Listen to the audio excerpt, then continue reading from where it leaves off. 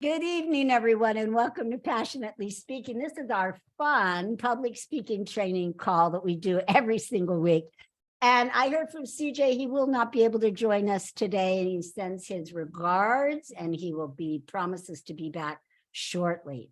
So today we are going to wrap up our conversation about how to keep your story alive. In the last 2 weeks, if you haven't been here, you haven't seen it, got to listen to the replay because we've had examples of true storytellers tell their story and get coaching from me. So last week it was Karen and Jason, and they did a marvelous job and they got coaching. You can learn through watching somebody else's coaching.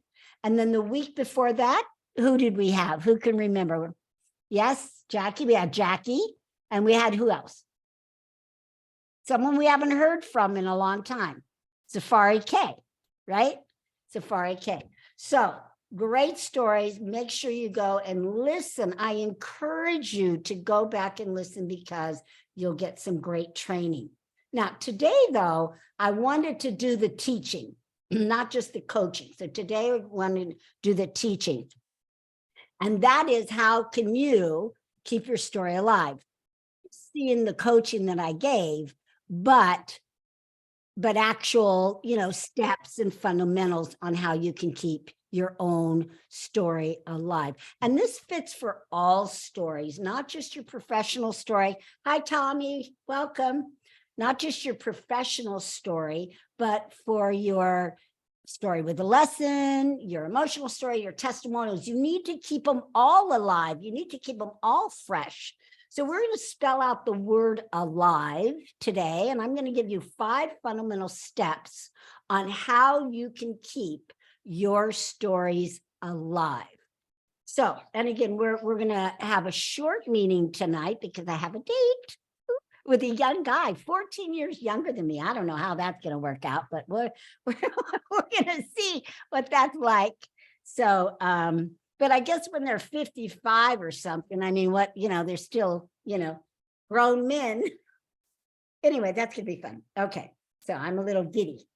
So we're going to start with the A, and the A is authentic, right? And I've been authentic. I've been authentic with you. But being authentic, everybody uses that word, and they use that word loosely. They throw it around. Be authentic. Oh, I'm authentic, authentic, authentic. What does that mean, really? We're talking about being nakedly authentic. We're talking about sharing something with people that you might not be comfortable with. We're talking about opening up the heart and letting them take a peek in to who you really are. So one of the examples I like to give is I'm a woman of faith, and on stage, I always let everyone know I'm a woman of faith. Number one, right? I don't say I'm a woman of faith. I just say in my story, I prayed about it, and everybody knows what that means. I'm not preaching. I'm not saying you need to pray. I'm just saying, and I prayed about it. And God said this. And that is how you can share things without being preachy. All right. Or without saying they have to do it. You're into healthful eating or exercise. Just say what you do. That's what I'm talking about. That's how you can be authentic, as opposed to this that I hear people say all the time. They go, God, or your higher power, or the source, whatever it is to you. Well, that's not being authentic for yourself, because that's not what it is for you. That's being politically correct, which is no longer works anymore. People are tired of that because they don't know what side of the fence you're on. Do you believe in source, or do you believe in God? I love the last episode of Oprah Winfrey. Now, I never got to watch it because Oprah Winfrey, because it was on at 3:00 and I always worked, so I never saw it. But for this one episode, I got just called and led to watch the end of it. I turned it on. I could see the TV from my office. And I remember her saying this. She said, God, the one, the only, G-O-D, right? And I'm like, she didn't say higher power, source, or any of that silly stuff. She said the one, the only, G-O-D. Boom. She claimed it. She stood in it. That's what I'm talking about. That's how you become authentic. That's the authenticity I'm talking about. Naked authenticity. Being real, being you, being, just being you. That's what audiences are yearning for now. And that's how you can keep that story alive. Don't worry about everybody else. Don't worry, well, they might not like me if I say I'm a Christian. So what? They're not your audience. Who wants to be with them anyway? They may not like me if they know that I'm from a different country. So what? Right? They're not your audience. They're not your target. They're not your people. You got to look for your people and attract your people. And the only way you're going to attract your people is by being authentically you. Then those people will love you. They will be with you. They'll pay you money. They'll hang out with you, just like all of you hang out with me. They know what they get. They know it's real. And that's what you want. So don't be afraid to be you all the time. Every once in a while, sure. Will you get in trouble? Will you make a mistake? Maybe. So what? Brush it off and move on. Learn from it and move on. Now, I'm not saying be political, and put your political views or talk about controversial stuff. Right? I'm not saying go up on stage and say that you're a Trump fan if you're in a bunch of people that aren't and they'll throw tomatoes at you. I'm not talking about that. Right? Be clear. Right? You don't have to stand on stage and say, I'm not vaccinated. I don't believe in it. Right? No, those things are personal. But if it has anything to do with who you want to attract, then I would share it. If you're a dog lover and want to attract other dog lovers, then you might want to say that. If you hate dogs and just like cats, then say you're a cat lover. There's plenty of cat lovers in your audience. So be you. All right. We're spelling out alive, if you just joined us. The L is for lesson, lesson. Now, I really contemplated over these letters and the words.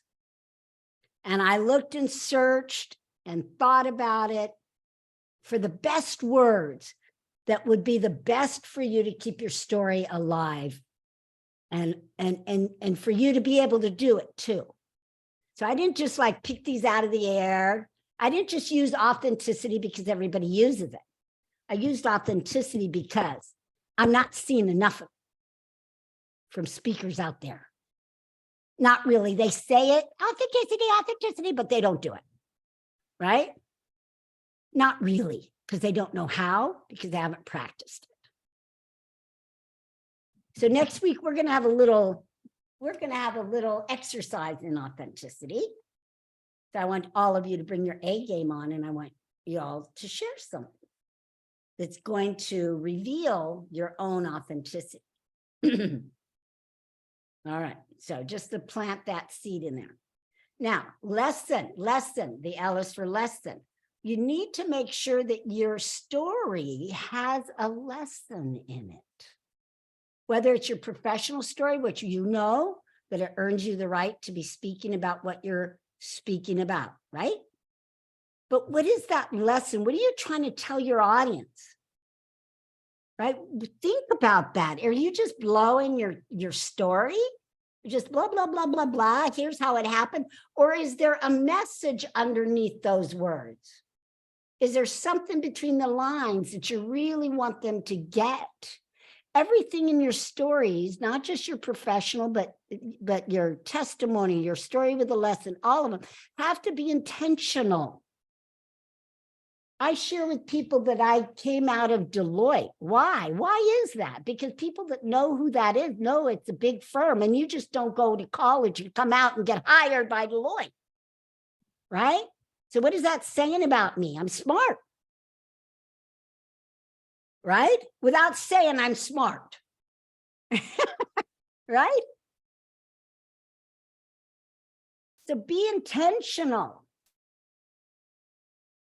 What is it you're trying to get with your story? I'm trying to earn the right to be speaking about speaking, but I'm also trying to get clients without bragging. I'm trying to give them information about experience without bragging. So that's how you could do it. You tell it through a story. But I've thought about, why am I telling this? Why am I telling that? Be intentional. There's a lesson in there. Who just jumped off? Benita. Okay. Probably having issues. Okay. So what is the lesson that you're trying to teach? When it is a story with a lesson, what is the lesson? That's kind of obvious, but we don't tell people the lesson. We want them to get the lesson, but we have to have a lesson. So when I tell my story about the camel, right? The lesson for me, my intentional lesson, is to follow the system, the proven system. Why? Because I have a proven system, right? So like those camels, they knew it. They have a proven system. They go up there every single day, right? So they know the footing, they know the way. There's nothing for me to get scared or nervous about once I realize that. So what am I saying? As a coach, I've done this 100 times. I know the way. Trust the system. That's my intention for that story. Most of the time, because I've set that intention, people get it when I ask them, what do you think the lesson is? Some people say trust. Some people say the system, the process. They call it the follow the process. But if you don't set the intention for what that lesson should be, no one's going to get it. You have got to know what it is first without ever saying it. It'll be different in your telling because you'll tell it fresh. You'll tell it with intensity. You'll tell it with intention and deliberate, being deliberate. I was going to say deliberacy. Is that a word? Sounds like it should be right there. So what is the lesson for you? Again, if it's a testimonial, same thing. When I tell the testimonial about Hector, right? The lesson is he lost money before he came and learned how to close sales from the stage from me. And he lost opportunity because you don't get in front of that audience again. You have one opportunity to make those sales, just one, in front of that group. One opportunity to change lives, one opportunity to make an impression, one opportunity for whatever it is your intention is to do with that audience. One. There's no do-overs. That's why you need to practice those 15 hours or whatever it is. There's one chance to save lives. And it's up to you. One chance. So lesson. Now the I, we're spelling out alive, and the I, and again, I thought about this, prayed about this, and it came to me last night in the middle of the night. Because I could have said inspiration. You're probably all going to go, yeah, you need to be inspirational. Yeah. Yeah. Interesting. Could have said that. But that's not what I picked. I picked innocent. Innocent. I could have even said innovative, right? That would have worked. You would all have bought it. But I picked innocent. Because when we tell our story, we need to tell it as if we don't know the ending, as if we don't know what's going to happen, that we are innocent to the outcome, as if we're going through it. That's how we keep it fresh and alive. That's how we keep our audience captivated, because they don't know what's going to happen because we didn't tell them. Because guess what? When we play it as if it's already happened, they can see it on our face. They can hear it in our voice, see it in our body language. They know as either a good outcome or a bad outcome already. But if you're innocent, and you don't show that, and you're just in the moment and in the story with that innocence of a child, that excitement of a child, they can't read it. They don't know what's going to happen any more than you do as you tell it. And it's a lot more exciting. So practice that innocence. Pretend that you don't know what's going to happen, that you're just walking along and going through the story. And then when you hit that one day, you're as surprised as they are. One day that woman came up to me, like out of the blue, and said, "You say okay." Right? Can you imagine that? You know? Innocence. How are we doing in time? Okay. The V. Now, who could tell me what they think the V might be?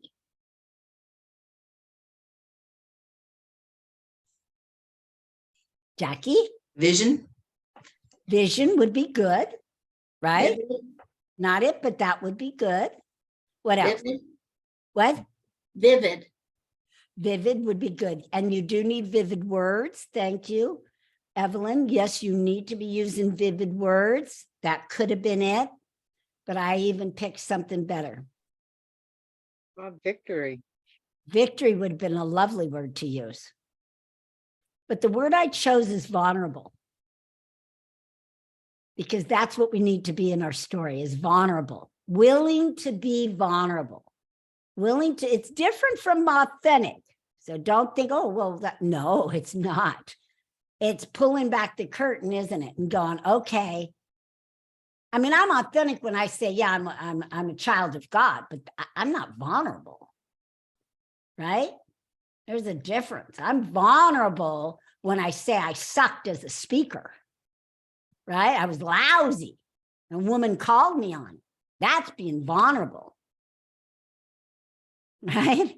I was embarrassed, humiliated. But I figured it out. That's why I wasn't making any sales. And after I quit crying, then I said, okay, I'm going to master this. So being vulnerable, and that's one of the hardest things to do and to be. Right? At first, you're not even going to think of being vulnerable. You're just going to tell your story, blah, blah, blah, blah, blah. So like, for instance, and I'll call Karen on it. She's a good client of mine.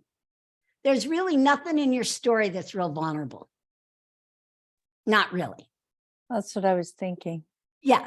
Yeah. I mean, it's a beautiful story. And that's why I wanted you to tell it yesterday. And it's a fun story. And we have vivid words and we've got the, all kinds of fun stuff in there. Her meeting her husband, woo-hoo, But how would you make that vulnerable? How would we, and we don't have to make the whole thing vulnerable. Let me just be clear.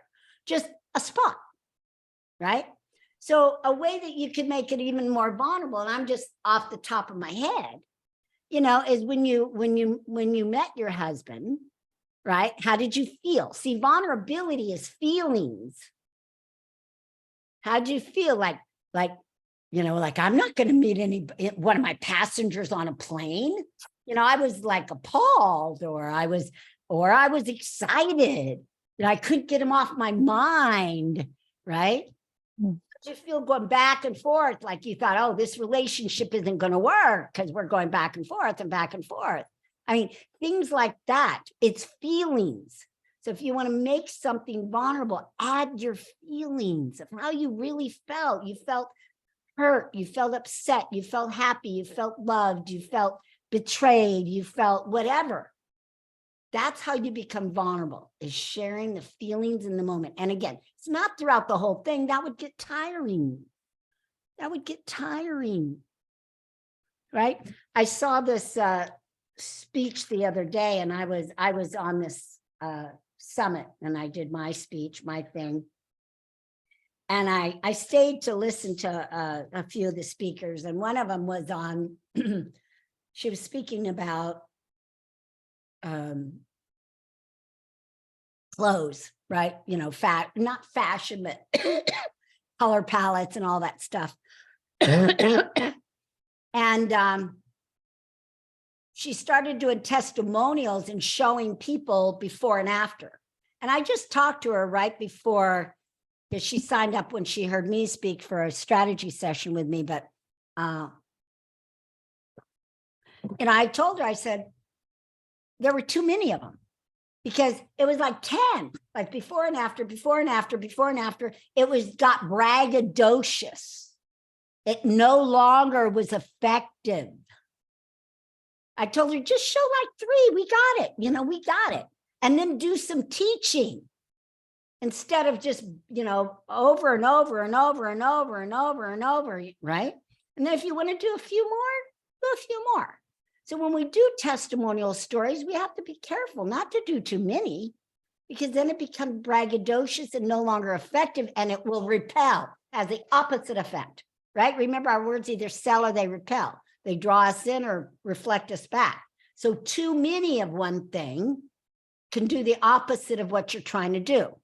That's why you need coaches, right? So I still have, of course, I have a fitness coach. I'll have her for probably forever. I've talked to some people and I tell them what I pay per month.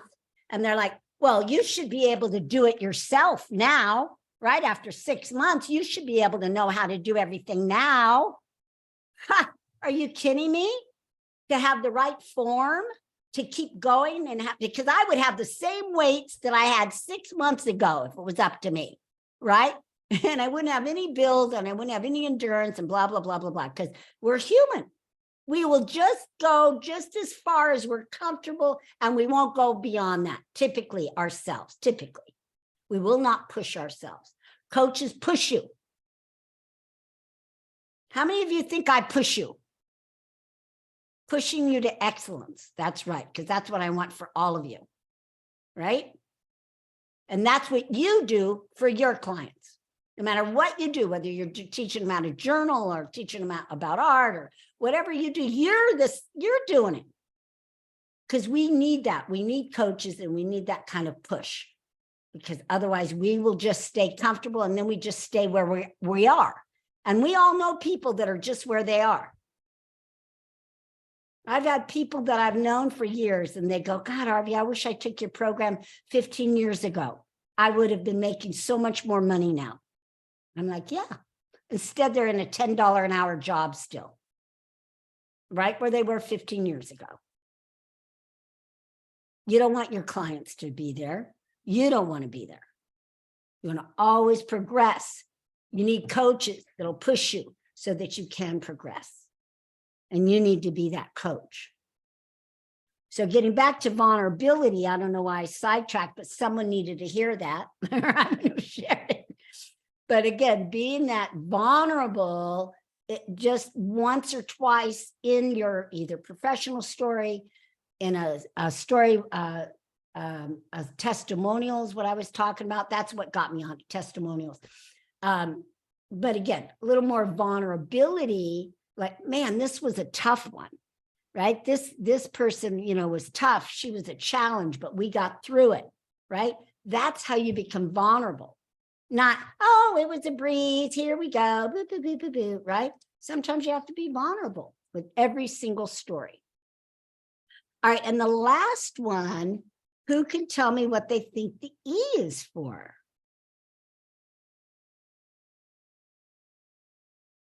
Energy. Excitement. What is it? Excitement. Energy. Energy. Those are good. What else? Enthusiasm.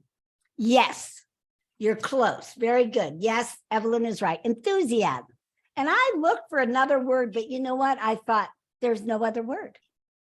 Because if you're going to keep your story alive, you've got to fuel it with enthusiasm. Because if you're not enthusiastic, nobody's going to be for your story. If you don't tell it in an enthusiastic way, it'll be boring. And you'll bore your audience and they won't listen. So every story, you need to tell it like it's the first time you've ever told it. You want to tell it with that kind of innocence where you don't know how it's going to end. You always have that intention, but intention and innocence are different. Intention is before you tell the story. The innocence comes in when you tell it. Right? And then, of course, you just want to be you and make sure that there is some lesson in there and that you're vulnerable. So enthusiasm, think of it as the gas, as the fuel, as the light to light that story on fire, to get it to move, to get it to be effective. So enthusiasm, fuel it with enthusiasm. And we all know what enthusiasm is and how to do it. Tell it like it's the first time you ever told it, and tell it as if you're excited to tell your story, whether it's a testimonial story with lesson, emotional story, or your professional story. All right, so that is our lesson today. Let's go around the room, see if you have anything to add, contribute, share, or comment. All right, so let's start with Jackie. She was the first one in the room. That was awesome teaching, very enthusiastic. And I was making notes as I went through on what I could do to become more vulnerable. I did think of a couple things. Okay, good. Do you want to share them? Yeah, when I talk about the cast coming off, and how I felt.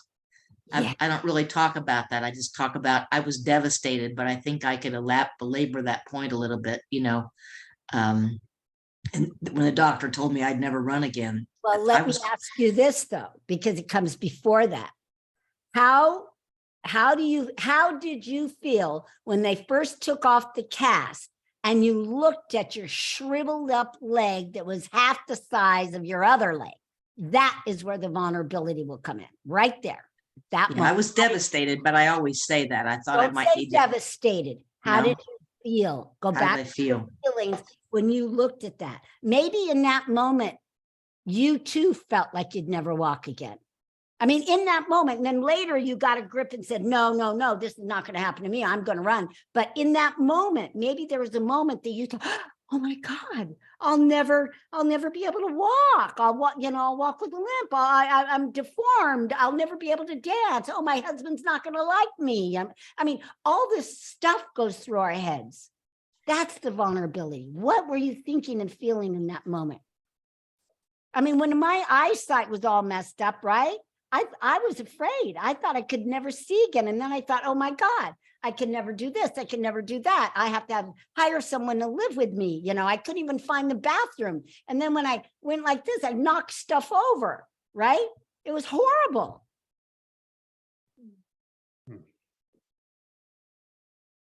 How did you feel?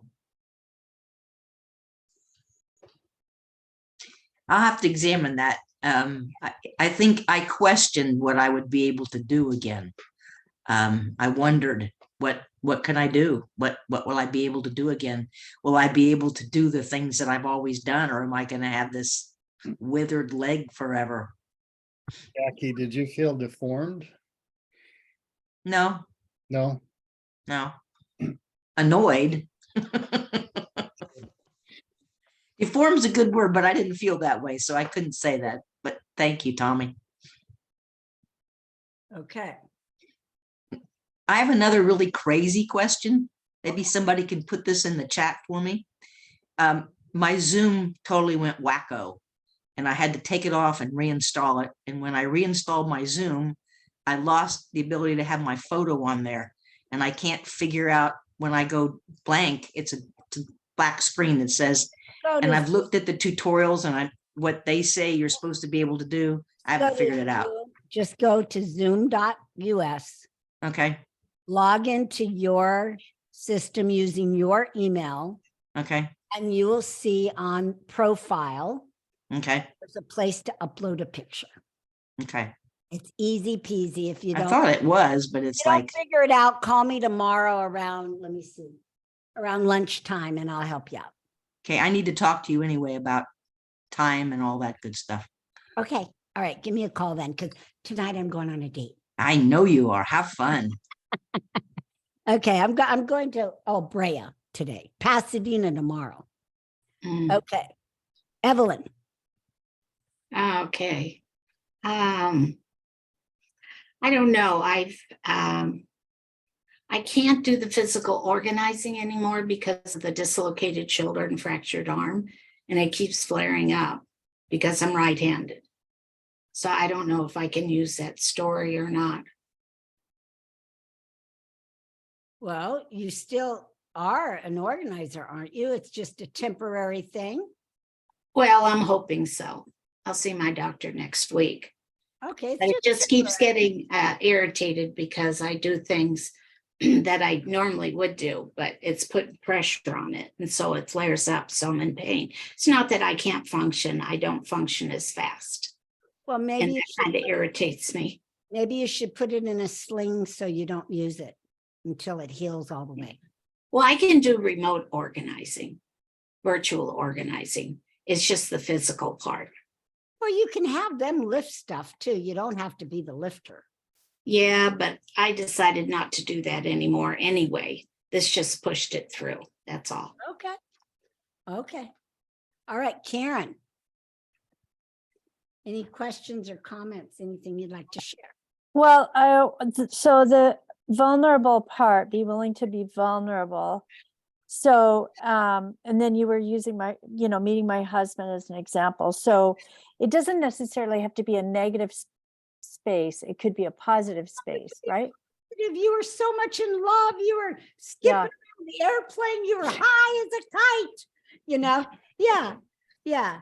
Or Okay. you could also use really how you felt when you found out a little Yeah, that, that your company went bankrupt. yeah, After you were banking so much on them, like really, like you were probably very angry, scared, that kind of thing. That's being vulnerable.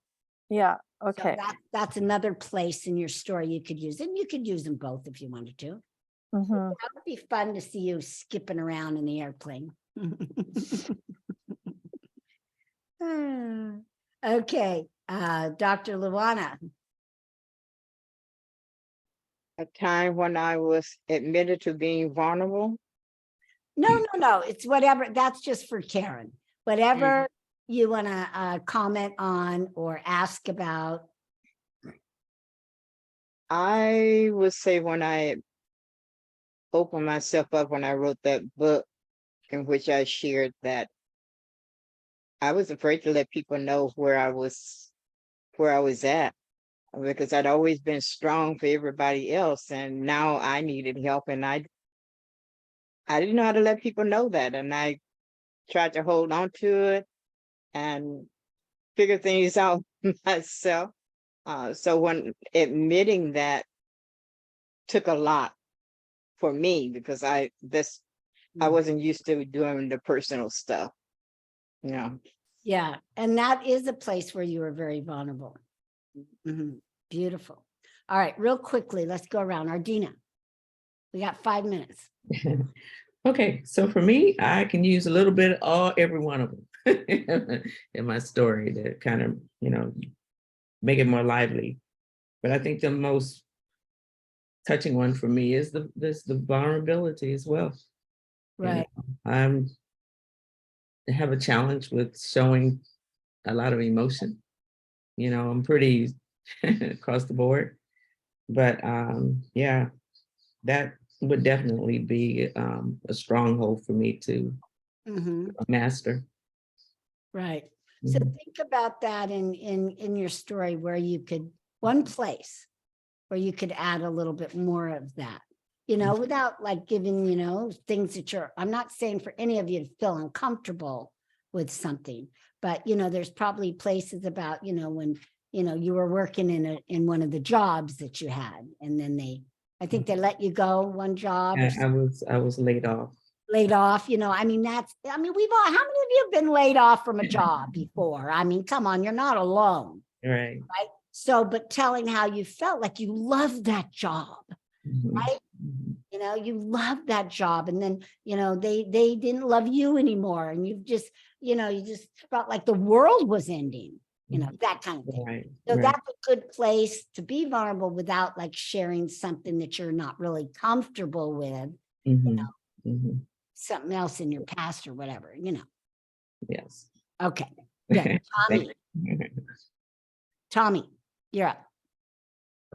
I too really enjoyed this, and the part that I caught my attention was the lesson. Hmm. That we're not just telling a story to tell a story, just to be vulnerable. But there should be a point to it that should tie into a point we're trying to make, and that it's important that we don't tell the audience a point, that that they pull it out from our story. Yes. Beautiful. So yeah, that was something I learned today. Yeah. Good. Nice. All right, Benita. Well, as with some others, vulnerability and sharing my feelings would be my edge on that. So Okay. All right, good. Thank you. And I like that you said it's just that, like just a part of it. It's not all, not it's too much. So yeah, just a little piece is all. No, it's not the whole thing. That would be too sad and too painful, probably. All right, Tanya.